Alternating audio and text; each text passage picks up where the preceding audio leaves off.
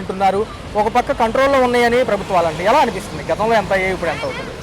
ఇప్పుడు ప్రజెంట్ మనం 1000 రూపాయలు సంపాదిస్తున్నాం అనుకోండి. గత ప్రభుత్వంలో అయితే మనకు ఆ 1000 రూపాయల్లోనే కొంచెం మిగిలేది. ఇప్పుడు 1000 రూపాయలు సంపాదించినా 1000 రూపాయలు అవ్వకపోతున్నాయి. వంట నూనెలు పెరగడము, ఇప్పుడు నిత్యావసర సరుకులు ఏది తినలేకపోతున్నాం. ఇప్పుడు ప్రజెంట్ గవర్నమెంట్ చెప్తున్నారు ధరలు కంట్రోల్లోకి వచ్చాయని. ఆ కంట్రోల్లోకి వచ్చినవైతే మనకైతే కనపడడం లేదు. గత ప్రభుత్వం ఎలాగంటే మనము అభివృద్ధి లేకపోయినా కూడా ఏదో కొంచెం ఏదో తిని బతికే, కానీ ఇప్పుడు అలా లేదు. ఇది మండుతున్నాయి, వంట నూనె ధరలు మండుతున్నాయి. ఇప్పుడు వెల్లుల్లి గాడి 350 రూపాయలు కిలో. ఇప్పుడు రైతు వారు తీసుకుని వస్తుంటే 350 రూపాయలు అవుతున్నాయి. కరెంట్ ఛార్జీలు కూడా పెంచేశారు మనకు. కరెంటు ఇప్పుడు లాస్ట్ మంత్ మనకు మేము ఎంత మా ఇంట్లో ఉండేది 5 మంది నలుగురికి 1000 రూపాయలు కరెంట్ బిల్ ఇప్పుడు వస్తుంది. గత ప్రభుత్వంలో మాకు 600, 700 వచ్చేది. ఇప్పుడు 1000 రూపాయలు వస్తుంది. మిడిల్ క్లాస్ బతకాలంటే ఇప్పుడు మినిమం మాకైతే జీతాలు పెరగవు, కానీ ఇవి మాత్రం పెరుగుతూనే ఉంటాయి. సో ఇది చాలా కొంచెం ఆలోచించాలి. అంటే ఈ ప్రభుత్వాలు వచ్చిన తర్వాత ఏమంటున్నారంటే అభివృద్ధికే ఫోకస్ ఎక్కువ అంటున్నారు. అభివృద్ధి ఫోకస్ అంటే ఎలా బతకాలని మేము అభివృద్ధి ఓకే, అభివృద్ధి కావాలి. అభివృద్ధి అయితే ఇప్పుడు 5 years కష్టపడతాం, తర్వాత 5 years ఇబ్బందే కదా. ఇప్పుడు ఇబ్బంది పడ్డాము, లాస్ట్ 5 years ఇబ్బంది పడ్డాము. ఇప్పుడు అభివృద్ధి అంటున్నారు, మళ్ళీ ఈ 5 years కూడా కష్టాలే మనకు. నెక్స్ట్ వస్తాయి అనేది చెప్పలేము. మరి మాజీ మంత్రులు, మాజీ ముఖ్యమంత్రి గారు కూడా జనవరి నుంచి జనాల్లోకి వచ్చి పథకాలు తిరోగమనం పట్టాయి. అమ్మకం వందనం కానివ్వండి, రైతులు చేయూత, కరెంటు బిల్లులు పెరిగిపోయాయి, మరి ఇవన్నీ వాటి మీద పోరాడతామంటున్నారు. ఎలా ఉండదు? రావాలి మరి ఇప్పుడు పోరాడితే కొంచెం గవర్నమెంట్ కూడా కొంచెం పట్టించుకుంటుంది మన అలాంటి వాళ్ళ కోసం. ఈ గవర్నమెంట్ ఎంతసేపు కూడా ప్రైవేట్ రంగాలని ప్రభుత్వాల్లో విలీనం చేద్దాం అనుకుంటున్నారు. మరి అవి నిర్వీర్యం అయిపోతాయని చాలా మంది అంటున్నారు. నిజమే, అది మాత్రం అది ప్రభుత్వాలు అనేది కొంచెం ఆలోచించాల్సిన విషయం. అది ప్రైవేట్ వెళ్ళిపోతే మనం ఇంకా దాని గురించి కూడా పట్టించుకోలేము, ఆలోచించలేము కూడా. ప్రైవేట్ అయిపోతే ప్రభుత్వ గవర్నమెంట్ అయితే దాన్ని మెయింటైన్ చేయడం గవర్నమెంట్ అవుతుంది. ప్రైవేట్ అయితే వాళ్ళు మెయింటైన్ చేస్తారు, దానికి తగ్గ ట్యాక్స్ మన దగ్గర నుండి వసూలు చేస్తారు వాళ్ళు. అది రాబోయే కాలం ఎలా ఉండబోతుంది అంటారు? సామాన్యుడి పరిస్థితి కొంచెం కష్టమే. రైట్ అండి. వీళ్ళు ఏమంటారంటే 15వ తారీఖు నుంచి జనంలోకి వస్తారంట. ఈ 6 నెలలు ఏం చేసాము, నెక్స్ట్ ఏం చేయబోతున్నాం, పథకాలు కొంత సమయం కావాలి, తర్వాత డెవలప్మెంట్ వైపుగా చెప్తానంటున్నారు. ఎలా ఉంది? కొంచెం ముందు రండి, కొంచెం ముందు. పర్లేదంటారా? ప్రభుత్వం అయితే బాగా నడుస్తుంది అన్న. ముందు అభివృద్ధి జరిగితేనే కదా ప్రతి ఒక్కరికి ఉద్యోగాలు, ఉపాధి అన్ని కలిపేది.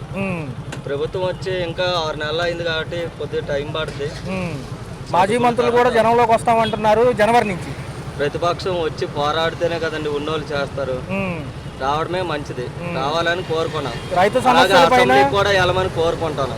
అంటే ప్రతిపక్ష హోదా దక్కలేదని వెళ్ళలేదని చెప్పారు కదా వీళ్ళు. అది ప్రజలు ఇచ్చిందేగా ఆయనకి, ప్రజలు ఇస్తేనే 11 సీట్లు వచ్చినవి. మరి ప్రైవేట్ రంగాలనేమో ప్రభుత్వంలో విలీనం చేద్దామని వీళ్ళు అనుకుంటున్నారు అన్నిటిలో కూడా. గతంలో మేము కేడర్లో లేకపోయినా కూటమి ప్రభుత్వాలు అప్పుడు లేవు కదా, మేము పోరాడాము, ప్రైవేట్ రంగాన్ని వ్యతిరేకించాము, మీరెందుకు వ్యతిరేకించట్లేదని వాళ్ళు అడుగుతారంట రేపు. మరి ఏంటి, అది నిర్వీర్యం అయిపోతుంది, వాళ్ళ హవారే సాగిద్ది అంటున్నారు వీళ్ళు. వీళ్ళు చేయను అంటారు, వాళ్ళు చేస్తాను అంటారు. మరి ప్రజలు ఆలోచించు. మరి అప్పుడేమో 9 పథకాలు, ఇప్పుడేమో 6 పథకాలు. ఈసారి ఇవ్వడానికి వాలంటీర్లు అయితే లేరు. మరి వాళ్ళ పరిస్థితి ఏంటంటారు? పండగ పోతే ఇస్తారని అందరం చూస్తున్నాం. ఏదైనా కానీ సమయం పడుతుందంట. సమయం పడుతుంది. మరి మోడీ గారు మనకి సపోర్ట్ అంటున్నారు. ఈసారి పోలవరం అమరావతి పరిస్థితి ఏంటి? కంపల్సరీ పూర్తవుద్ది. 4 ఏళ్ళు పరిమితి పెట్టారు కదా డెవలప్మెంట్ కి. 100% పూర్తవుతాయి రెండును. పవన్ కళ్యాణ్ గారు తీరుగతులు ఎలా ఉన్నాయి? లాస్ట్ వరకు కలిసి ఉంటారా వీళ్ళతో? పక్కాగా ఉంటారు. మళ్ళీ ఎలక్షన్ కు వాళ్ళిద్దరూ పోటీ చేస్తారు. గతంలో 30,000 మంది మహిళలు మిస్ అయ్యారు ఆ హయాంలో అన్నారు పాత ప్రభుత్వాల్లో. మరి ఏమంటారు దాని గురించి? చేస్తుంటారు కదా నా ఒక్కొక్కరు మిస్ అయిన వాళ్ళే. ఓకే, మరి ఎలా ఉండబోతుంది? మోడీ గారి హయాంలో ముందుకెళ్తారు వీళ్ళంతా బాగా. Right right. అదేంటి సార్, ఎందుకని అలాగా? అంటే నిత్యావసర సరుకుల ధరలు ఎక్కువ ఉన్నాయి, కరెంట్ ఛార్జీలు ఎక్కువ ఉన్నాయని ప్రజలు అంటున్నారు. ఎలా అనిపిస్తుంది సార్? గతం కంటే ఇప్పుడు బాగుందా, గతమే బాగుంది అంటారు? గతమే బాగుంటుంది. మరి ఈ నెల 15 నుంచి కూటమి ప్రభుత్వ నాయకులు, మాజీ మంత్రులు కూడా, ఎవరైతే ఓడిపోయిన ప్రభుత్వం కూడా జనాల్లోకి రాబోతుంది సార్. వీళ్ళు ఏమేం చేశారని వీళ్ళు చెప్తారంట, కూటమి ప్రభుత్వాలు ఏం చేయలేదని వాళ్ళు అడుగుతారంట. పాతోళ్ళు చేసేసారు కదా, ఇంకా వీళ్ళకి టైం ఉందిగా బోలంతా. అవును సార్, అవును. ఇప్పుడు మాట్లాడితే బాగుంటుంది సార్. ఎలా ఉంది సార్ మరి ఇప్పుడు ప్రభుత్వ రంగాలకు సంబంధించిన పరిశ్రమలు ఉన్నాయి, ప్రైవేట్ రంగ ఇన్వెస్ట్మెంట్లు ఎంతవరకు పెట్టచ్చు అంటారు? గవర్నమెంట్ అన్ని మూసేసింది కదా, మా ఇంకెక్కడ ఉంది? ప్రభుత్వ రంగ సంస్థలు ఇంకా ఎక్కడ ఉన్నాయి? ఇంకా ఏమైనా కొత్తగా ఏమైనా ఐటీ కంపెనీస్ ఏమైనా వస్తే పిల్లలకు ఉద్యోగాలు. ఈ విశాఖ ఉక్కు కూడా ప్రైవేట్ రంగం ఆపినప్పటికీ కూడా లోపల ఇంటర్నల్ గా ఇంకా సెక్షన్ అటువైపే ఉందంటున్నారు సార్. ఆపలేదు, ఆపమని అన్నారు కదా, ప్రాసెస్ అవ్వాలి కదా. అంటే గత మంత్రులు ఎవరు కేబినెట్ కి సంబంధించి కేంద్రంలో లేరు, ఇప్పుడేమో ఉమ్మడి కూటమిలో ఉన్నారు కాబట్టి ప్రైవేట్ రంగాన్ని ఆపొచ్చు అంటారు. అంటే ప్రభుత్వ రంగాలు నిర్వీర్యం అయిపోతాయి అంటున్నారు కదా. మన స్టేట్లో ఎవరు. ఓకే సార్, మరి ఎలా అనిపిస్తుంది సార్ ఈ 6 నెలలు ఎలా ఉంది? 6 నెలలు అప్పుడు రిజల్ట్ రాదు సార్. అమరావతి పోలవరం అవుతుందంటారు ఈసారి? మోడీ గారి హయాంలో ఉన్నాం కాబట్టి ఈసారి ఖచ్చితంగా మనకి ఈ ఫండ్ కానివ్వండి, ఈ యొక్క 15,000 కోట్లు ఖచ్చితంగా అందుతాయి అంటారా? ఫండ్స్ అని రిలీజ్ చేస్తారు, వేళల్లోకి వస్తాయంటాయి. ఇప్పుడు వరకు ఏం చేసాం 6 నెలలని వీళ్ళు, ఏమేం చేయలేదని అడుగుతామని వాళ్ళు, ఎలా అనిపిస్తుంది? అంటే నా పర్సనల్ అభిప్రాయము, ఈ ప్రభుత్వం బాగానే చేస్తుందని నమ్మకం అండి. అది ప్రీవియస్ గవర్నమెంట్ మనం ఆల్రెడీ చంద్రబాబు నాయుడు గారిని చూసాం కాబట్టి ఆయన ఏం చేశారు ఏం చేయలేదని మన అందరికీ తెలుసు. గత ప్రభుత్వంతో పోల్చుకుంటే వీళ్ళు ఎంతో అంత చేయగలరనే నమ్మకం అయితే ఉంది. దాంతోపాటు పవన్ కళ్యాణ్ గారు కూడా జాయిన్ అయ్యారు కాబట్టి ఆయన ఏ విషయాన్ని వదలరు. సో జనాల్లో ఒక నమ్మకం ఉంది, ఏదన్నా పొరపాటు జరిగినా వాళ్ళ సొంత ప్రభుత్వంలో జరిగినా పవన్ కళ్యాణ్ గారు ఆపుతారు ఖచ్చితంగా. సో దాన్ని బట్టి ఏంటంటే చాలా మందికి ఈ ప్రభుత్వం మీద నమ్మకం ఉంది, పర్టికులర్గా నాకైతే ఎక్కువ నమ్మకం. అనగారి ప్రైవేట్ రంగాలకు సంబంధించి ప్రభుత్వ రంగాల్లో ఇన్వెస్ట్మెంట్లు గతంలో అడ్డుకున్నారు ఈ ప్రభుత్వాలు, పూర్వ ప్రభుత్వాలు. అయితే ఏంటంటే ప్రైవేటీకరణ ఆపాలి అంటున్నారు మాజీ ప్రభుత్వాలు. మరి ఇవేమో చూసుకున్నట్లయితే ఇప్పుడు క్యాబినెట్లో వీళ్ళు కూడా ఉన్నారు కాబట్టి ప్రభుత్వ రంగాలు నిర్వీర్యం అవ్వకుండా ప్రైవేట్ రంగం పాలన ఉండకోకుండా చేయడానికి ఏదన్నా ఆస్కారం ఉందంటారు? అంటే ఈ విశాఖ ఉక్కు కూడా అదే కదా పరిస్థితి. అవి జరుగుతాయని 100% నమ్మకం లేవండి. ఎందుకనంటే ఇవి ఇప్పుడు దాకా వచ్చినన్ని పుకారు మాటలే, బట్ అది నిజమెంతో అబద్ధమెంతో మామూలు సాధారణ జనాలకు తెలియవు.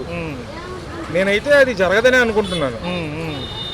ఇంకా ఐటీ రంగాలు కొత్త కంపెనీలు రావడంలో అంటే బాబు గారు మించింది ఎవరు లేరు. లోకేష్ బాబు గారు ఏం చేస్తున్నారో చూస్తూనే ఉన్నాం మనం.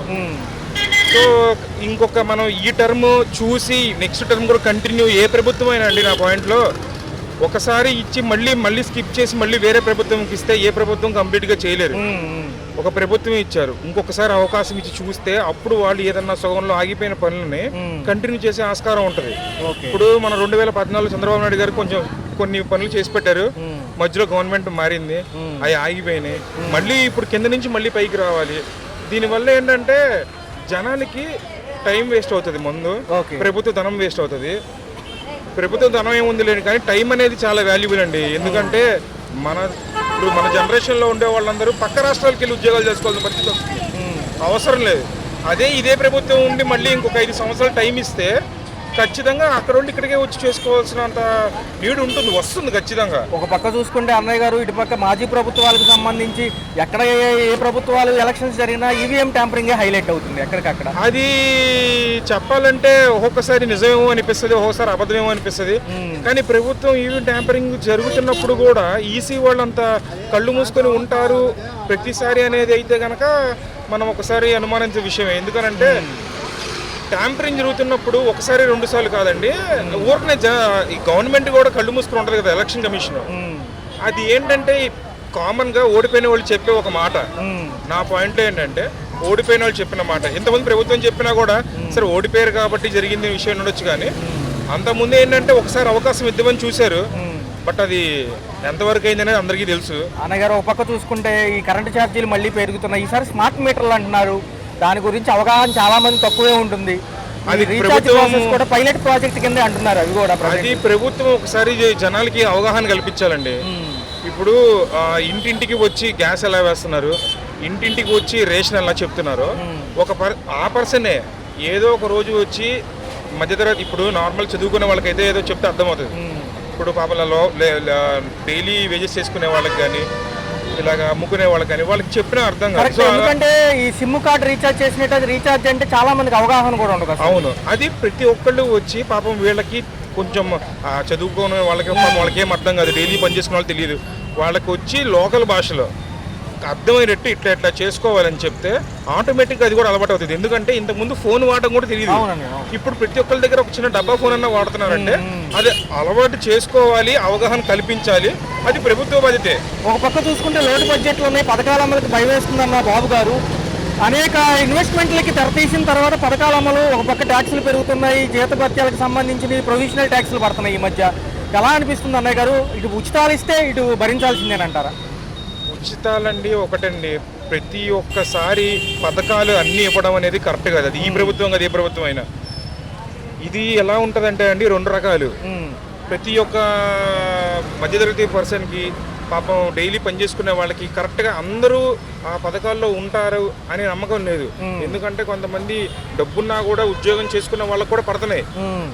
అది ఒకసారి ఫిల్టర్ చేస్తే ఏంటని చేస్తే వాళ్ళు పెట్టే పథకాలకి కరెక్ట్ అయిన ఇంపార్టెన్స్ ఉంటుంది, అంటే ఉపయోగం ఉంటుంది. ఇప్పుడు డైలీ పని చేసుకునే వాడికి ఒకటండి, వాళ్ళకి ఒక పెన్షన్ పడుతుందంటే ఒక అర్థం ఉంది.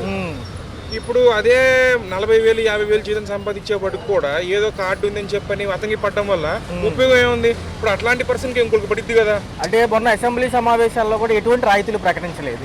ఇటుపక్క చూసుకున్న పార్లమెంట్ సమావేశాలు నడుస్తున్నాయి, అక్కడంతా ప్రతిపక్షాలు గెలిచిన చోట వాళ్ళ హడావడి సరిపోతుంది. ఈ సామాన్యుడి పరిస్థితి ఏమీ అర్థం కాని పరిస్థితుల్లో ఉన్నాయి అంటున్నారు. అంటే కొంచెం టైం ఇవ్వాలని, ఎందుకనంటే అండి వచ్చి కూడా 6 నెలలు దాటింది. అవును, అంటే మన ప్రీవియస్ గవర్నమెంట్ ఏం చేసింది అనేది మనకు తెలుసు. అప్పులు ఉంటాయి ఖచ్చితంగా. అది కొంచెం మనం సమయం అనేది కేటాయిస్తే వాళ్ళకి కొంచెం చూసుకొని కనీసం 1 సంవత్సరం 2 సంవత్సరాలు చూసిన తర్వాత, 2 కూడా కాదు కనీసం ఒక 2.5 సంవత్సరాలు చూసిన తర్వాత అప్పుడు మనం ఒక క్లారిటీకి వచ్చే దాన్ని ఏమంటారంటే వస్తే బాగుంటుందని నా అభిప్రాయం. ఒక తీరుగతికి వస్తాయి కాబట్టి అంతే. ఎందుకనంటే ముందే వచ్చి రాగానే మనం చేయాలంటే వాళ్ళు ముందు ప్రీవియస్ గవర్నమెంట్ చేసిన లోటుబాట్లన్నీ చూసుకోవాలా, ఇవన్నీ ఎలా జరుగుతున్నాయి ఏంటనేది మొత్తం లెక్క చేయాలా. ఇవన్నీ చేసరికి దాదాపు కనపడకుండా ఇవన్నీ చూసే వాళ్ళకి వినే వాళ్ళకి ఎలా ఉంటాయంటే చిన్న చిన్నయే కదా ఎంతసేపు అనుకుంటారు. కానీ ఒక రాష్ట్రం సంబంధించిన ఒక డిపార్ట్మెంట్ కానీ ఎక్కడ లూప్ హోల్స్ ఏమున్నాయి ఎత్తికి మళ్ళీ దాన్ని పునరాభివృద్ధి చేయించాలంటే అది మామూలు విషయం కాదండి. ఆ విషయంలో ఎప్పటికన్నా అనుభవజ్ఞులు ఉంటేనే, ఆ స్థానంలో కూర్చుంటేనే అది మంచి జరుగుతున్నదే నా అభిప్రాయం.